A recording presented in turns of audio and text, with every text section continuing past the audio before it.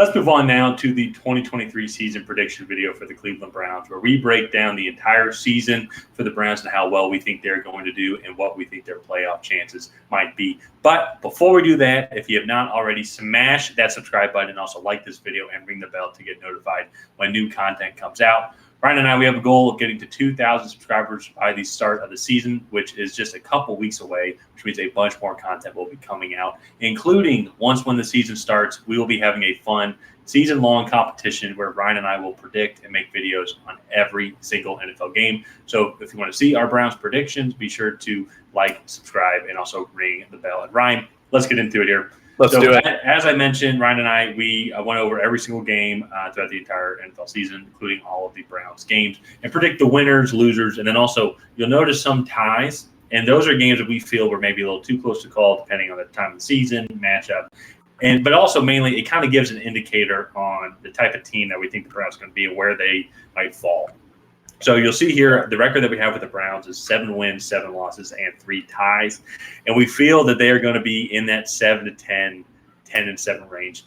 The Browns are not good enough from what we can see, especially what I can see, to be a clear playoff contender. But they are a fringe playoff team. And with how deep the AFC is, there's going to be a lot of teams that are going to fall in that range, including the Ravens, which we're about to get to here in a second. But I think before we go down through the schedule and just kind of go over some of the games and how we think the Browns can do and like what are some favorable matchups for them, the stat to me that I think really kind of depicts what I just said and the reason why for that is the versus the playoff teams. They're 1-7 in this prediction schedule. And I think that's kind of it. I don't see them beating the Bengals really on a consistent basis. I know that they played twice. I think the Steelers have improved a lot. I think that they're just a step ahead of them. I'm not sure if they play the Chiefs. But I think they are actually. No, they're not. No, they don't. But you just see here going through their schedule, they have a lot of really good teams. And the only playoff team that we have them beating is the 49ers.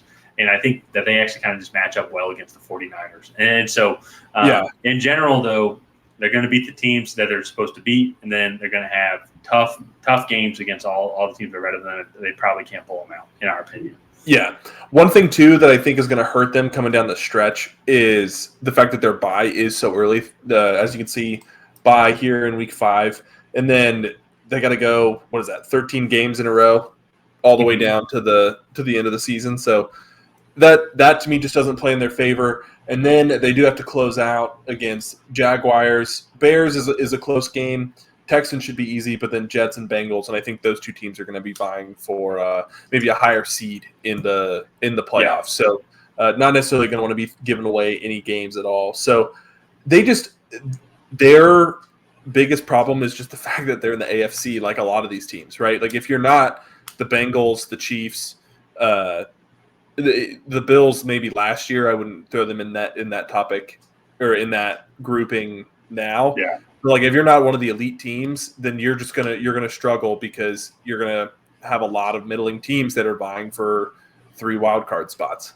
Yeah, absolutely. And to your point, and this is where the Browns they're really interesting because they have the makeup of a good football team, but there's a really tough division with the Bengals, who, as you mentioned, one of the best teams. Pittsburgh's really come on strong, and I think they've surpassed the Browns overall. But they have a really good offensive line. They have a great running game led by Nick Chubb. You look at their receiving room. They have an all-pro quarterback with Deshaun Watson. This will be his first full season back. So hopefully he's able to shake off the rust towards the end of last year, then also then through the preseason. So it'll be interesting to see how he develops and meshes with the team, since he's now been with the organization for a full year and a half at least. So it just a lot of question marks for this team, but the makeup of it, though, on paper, they should be really good.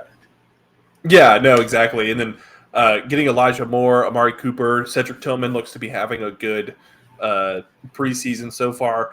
It's like they have pieces. I guess we're counting on the Browns to do Browns things this year.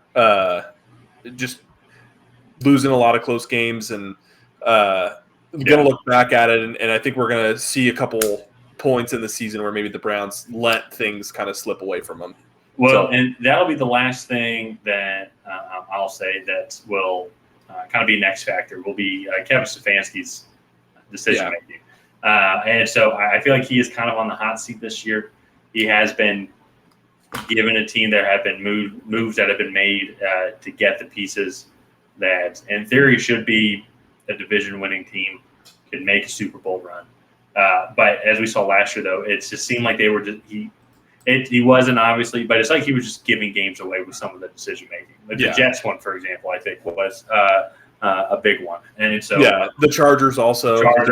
Is him and Brendan Staley gave each other gift receipts with. It's like they both wanted to lose. So that to me, I think will be like one of the main X factors and storylines to watch throughout the season.